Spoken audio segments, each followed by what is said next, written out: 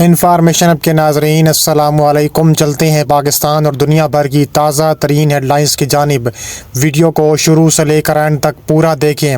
نریندر مودی کے زخم تازہ ہو گئے، ٹرمپ نے ایک بار پھر پاکستان بھارت جنگ میں 7 طیاروں کے گرنے کا ذکر چھیڑ دیا۔ امریکی صدر ڈونلڈ ٹرمپ نے ایک بار پھر پاک بھارت جنگ میں 7 طیارے مار گرائے جانے کا تذکرہ کر دیا۔ جاپان کے دارالحکومت ٹوکیو میں بزنس لیڈ سے خطاب کرتے ہوئے امریکی صدر نے کہا ہے کہ پاک بھارت جنگ کے دوران 7 نئے اور خوبصورت طیارے گرائے گئے۔ ٹرمپ نے کہا ہے کہ انہوں نے زیادہ تر جنگیں ٹیرف کی مدد سے رکوائیں اور اس طرح انہوں نے دنیا کی بہت خدمت کی ہے۔ امریکہ کے صدر نے کہنا ہے کہ جنگیں روکنے میں 70% حصہ تجارت کا ہے۔ بھارتی وزیر اعظم نریندر مودی اور پاکستان میں فیلڈ مارشل سے کہا ہے کہ اگر آپ نے جنگ کی تو امریکہ آپ سے تجارت نہیں کرے گا، اور اس طرح 24 گھنٹوں میں دونوں ملکوں کے درمیان معاملہ ختم ہو گیا۔ صدر ٹرمپ نے کہا ہے کہ ہم نے اپنا دماغ استعمال کیا کیونکہ ہم سے تجارت لینا چاہتے ہیں، اور حیران کن تھا کہ کتنی جلدی وہ امریکہ کے ساتھ معاہدوں کے قابل ہو گئے۔ صدر ٹرمپ نے کہا ہے کہ دونوں ملک ایٹمی طاقت ہیں۔ ایٹمی جنگ کی صورت میں اثرات ہر طرف پھیلتے اور اس کے نتیجے میں لاکھوں لوگ مارے جاتے۔ ہم خوش ہیں کہ ہم نے جنگ رکوائی ہے اور آگے بھی اس طرح کی جنگیں رکواتے رہیں گے۔ مودی نے ٹرمپ کے ساتھ ملاقات سے بچنے کے لیے آسیان سمٹ میں شرکت نہیں کی۔ بلوم برگ کا دعویٰ سامنے آ گیا۔ امریکی جریدے بلوم برگ کی رپورٹ کے مطابق بھارتی وزیر اعظم نریندر مودی نے ملائیشیا میں ہونے والے آسیان سمٹ میں شرکت سے اس لیے گزارش کیا تاکہ امریکی صدر ٹرمپ سے ملاقات اور پاکستان سے متعلق ممکنہ گفتگو سے بچا جا سکے۔ رپورٹ میں کہا گیا کہ بھارتی حکام کو اندیشہ تھا کہ صدر ٹرمپ ایک بار پھر یہ دعویٰ دہرا سکتے ہیں کہ انہوں نے پاکستان اور بھارت کے درمیان جنگ بندی کے لیے ثالثی کی تھی۔ مئی میں پاکستان کے ساتھ تنازع کے بعد سے بھارت اور امریکہ کے تعلقات میں کشیدگی پائی جاتی ہے۔ اگست میں ٹرمپ نے بھارتی برآمدات پر 50% ٹیرف عائد کر دیا تھا، جس کی ایک وجہ روسی تیل کی خریداری بھی تھی۔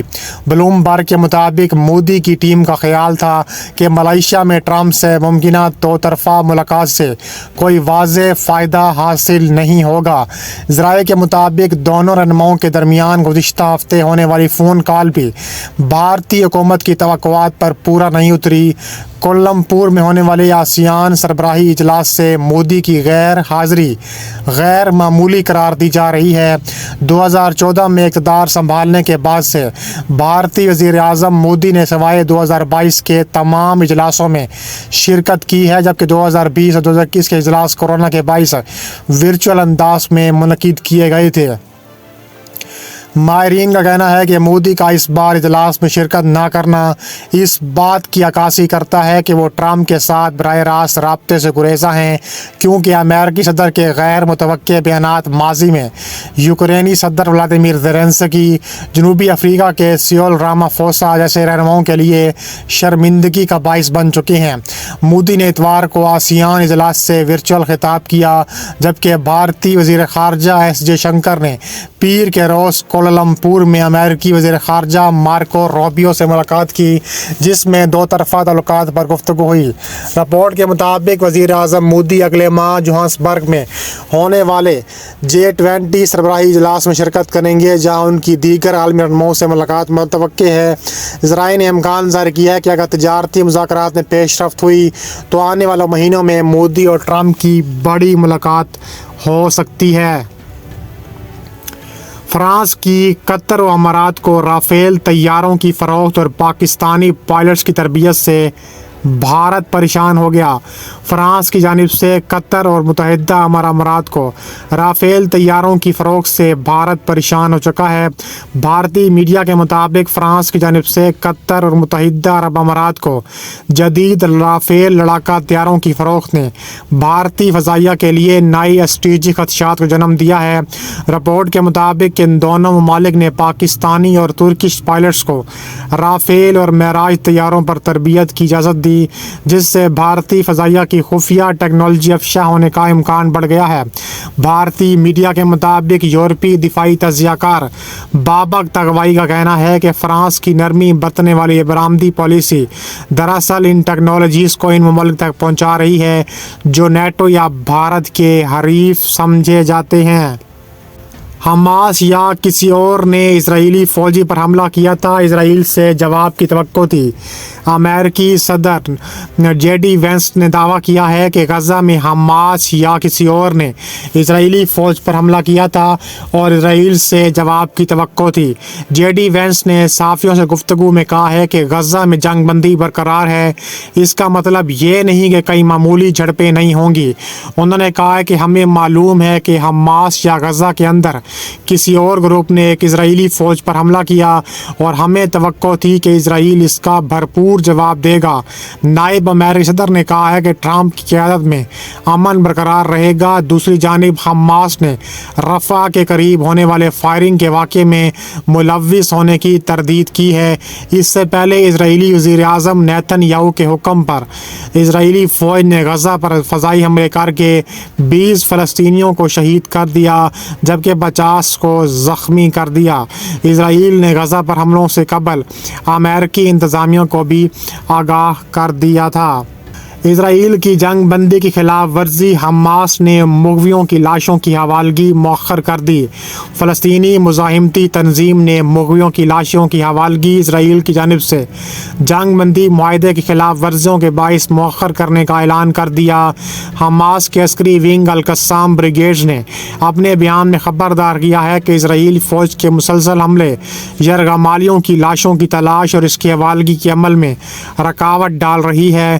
جنگ بندی معاہدے کے تحت حماس نے گزشتہ ایک اسرائیلی یرغمالی کی لاش حوالے کرنے کا اعلان کیا تھا، تاہم معاہدے کی شرائط کی خلاف ورزی کے بعد یہ عمل مؤخر کر دیا گیا۔ حماس نے اپنے بیان میں اسرائیلی بمباری کو شرم الشیخ میں طے ہونے والے جنگ بندی معاہدے کی کھلی خلاف ورزی قرار دے دیا۔ بیان میں مزید کہا گیا کہ رفح کراسنگ کی مسلسل بندش اس بات کی علامت ہے کہ اسرائیل معاہدے کی شرائط پامال کرنے کے لیے اسے سبوتاژ کرنے پر تلا ہوا ہے۔ حماس نے جنگ بندی کے ضامن ممالک سے مطالبہ کیا کہ وہ فوراً اقدامات کرتے ہوئے اسرائیل پر دباؤ ڈالیں تاکہ وہ حملے بند کرے اور معاہدے کی تمام شقوں پر عمل درآمد کو یقینی بنائے۔ نیتن یاہو کے حکم کے بعد اسرائیلی طیاروں نے غزہ پر دوبارہ حملے شروع کر دیے۔ اسرائیلی وزیر اعظم بنیامین نیتن یاہو کے حکم کے بعد اسرائیلی طیاروں نے غزہ شہر پر فضائی حملے شروع کر دیے۔ خبر ایجنسی کے مطابق اسرائیل نے شمالی غزہ کے اسپتال کے قریب حملہ کیا۔ الجزیرہ کے مطابق اسرائیلی فوج نے غزہ شہر کے مختلف مقامات پر حملے کیے۔ ایک میزائل الشفا اسپتال کے پیچھے سے گرا۔ حملے سے اسپتال کے اندر مریضوں اور طبی عملے میں شدید خوف و ہراس اور افراتفری پھیل گئی۔ عینی شاہدین نے اس حملے کو بہت بڑا اور خوفناک حملہ قرار دیا۔ یاد رہے کہ اسرائیلی وزیر اعظم نیتن یاہو نے آج اسرائیلی فوج کو غزہ میں فوری اور شدید حملوں کا حکم دیا تھا۔ اسرائیلی میڈیا کے مطابق یہ فیصلہ حماس کی جانب سے جنگ بندی معاہدے کی مبینہ خلاف ورزی کے جواب میں کیا گیا۔ اسرائیلی میڈیا کا کہنا ہے کہ آج جنوبی غزہ کے علاقے رفح میں اسرائیلی فوجیوں پر تابڑ توڑ قسم کے حملے ہوئے تھے۔ اسرائیل نے غزہ پر حملوں سے قبل امریکی انتظامیوں کو آگاہ کر دیا تھا۔ اسرائیلی میڈیا کا اعلان۔ اسرائیل نے غزہ پر وحشیانہ حملوں سے قبل امریکہ کو اپنے اقدامات سے آگاہ کیا۔ اسرائیلی میڈیا کا کہنا ہے کہ اسرائیل کی حکومت نے غزہ پر حملوں سے قبل امریکی انتظامیوں کو آگاہ کر دیا تھا، تاہم امریکہ کی جانب سے تاحال اس دعوے کی باضابطہ طور پر تصدیق یا تردید نہیں ہو سکی۔ اسرائیلی وزیر اعظم کے حکم کے بغیر صہیونی فوج نے غزہ کے مختلف علاقوں پر حملے کیے۔ ایک میزائل الشفا اسپتال کے پیچھے گرا۔ حملے سے اسپتال کے اندر مریضوں اور طبی عملے میں شدید خوف و ہراس اور افراتفری پھیل گئی۔ عرب میڈیا کے مطابق اسرائیلی فوج کے تازہ حملوں میں 20 فلسطینی شہید ہوئے۔ غزہ میں 10 اکتوبر کو ہونے والے جنگ بندی معاہدے کے بعد سے اسرائیل 125 بار معاہدے کی کھلا خلاف ورزی کر چکا ہے، جس کے نتیجے میں 94 فلسطینی شہید ہو چکے ہیں۔ چائنا نے ٹائپ 004 نیوکلیئر سپر کیریئر کی تعمیر شروع کر دی۔ امریکی بحریہ کے جیرالڈ آر فورڈ کو پیچھے چھوڑنے کے لیے تیار، چین نے باضابطہ طور پر ٹائپ 004 کی تعمیر شروع کر دی، جو ایک جوہری طاقت سے چلنے والا سپر کیریئر ہے جس سے 1,10,000 ٹن سے زیادہ کی نقل و مکانی کا توقع ہے، جو امریکی بحری بالادستی کا مقابلہ کرنے کے لیے بیجنگ کی جدوجہد میں ایک تاریخی چھلانگ کا اشارہ دیتا ہے۔ چین کا یہ سپر کیریئر ایسا کیریئر ہے جس سے پورے بھارت اور امریکہ میں لرزہ طاری ہو گیا ہے۔ تجزیہ کاروں کے مطابق نئی جاری کردہ سیٹلائٹ تصویروں کے ذریعے تصدیق کی ہے کہ چین نے اپنے چوتھے طیارہ بردار بحری جہاز کی تعمیر شروع کر دی، جسے ٹائپ 004 کے نام سے نامزد کیا گیا۔ توقع ہے کہ ٹائپ 004 ایک جوہری طاقت سے چلنے والا سپر کیریئر ہوگا جو 1,10,000 اور 1,20,000 ٹن کے درمیان نقل مکانی کرے گا، جس سے یہ نہ صرف ایشیا میں بنایا گیا سب سے بڑا جنگی جہاز ہے بلکہ ممکنہ طور پر دنیا کا سب سے بڑا جنگی جہاز ہے۔ کہا جا رہا ہے کہ یہ پیش رفت Peoples liberation army navy plan کے مشرقی ایشیا کے قریبی سمندروں سے کہیں آگے پائیدار عالمی کارروائیوں کے قابل ایک حقیقی نیلے پانی کی بحیرہ میں تبدیل کرنے کے عزم کی نشاندہی بھی کرتا ہے۔ اس کے علاوہ کہا جا رہا ہے کہ یہ منصوبہ چین کے بحری جدید کاری کے پروگرام میں سب سے زیادہ مہتواکانکشی قدم کی بھی نمائندگی کرتا ہے، جو کہ ہند بحر الکاہل اور اس سے باہر امریکی سمندری بالادستی کو چیلنج کرنے کے لیے بیجنگ کی عظیم حکمت عملی کی عکاسی کرتا ہے۔ سیٹلائٹ تصاویر سے یہ شواہد ملتے ہیں کہ ٹائپ 004 کے لیے کیل بچھانے کی تقریب حالیہ مہینوں میں ہوئی ہوگی۔